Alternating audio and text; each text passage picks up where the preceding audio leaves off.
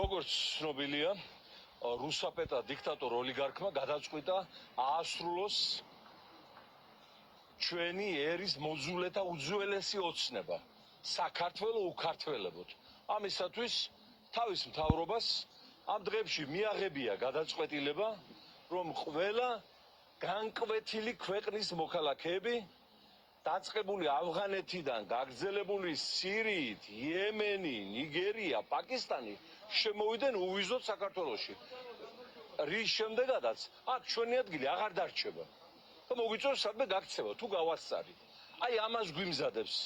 ეს გაგვიმზადა ოლიგარქმა მხოლოდ და მხოლოდ იმიტომ, რომ აქედან ჩვენგან მოპარული მილიარდები და ეროვნული ქონება მას გადამალული აქვს არაბულ ქვეყნებში, რადგან დასავლური სანქციების გამო იქ ვეღარ აკეთებს ტრანზაქციებს და არაბული ქვეყნების მოთხოვნა, რომ მათი მოკავშირე და მონათესავე ქვეყნის მოქალაქეებიც შემოდიოდნენ აქ ყოველგვარი შეზღუდვისა და ვიზის გარეშე, რაც არის ჩვენი ერის გადაშენების დემოგრაფიული გარდასახვის და აი ამ ქვეყანაში სრულიად სხვა ჟრიამულის რეალობის საფრთხე, რომელიც უკვე კარს მოგვაგდა.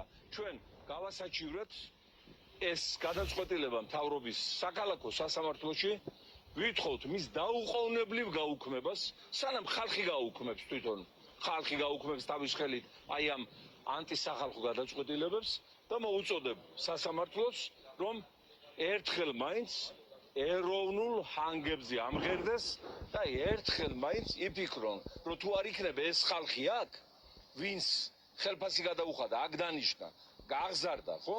მაშინ თვითონაც აღარ იქნებიან, მათი ადგილიც არ იქნება და მოსამართლეებით ჩვენ გვეყოლება იემენიდან, პაკისტანიდან, ნიგერიდან, ლესოტოსოდან, გამბიადან და ყველა იმ ქვეყნიდან, საიდანაც ხალხი გაქცევაზეა და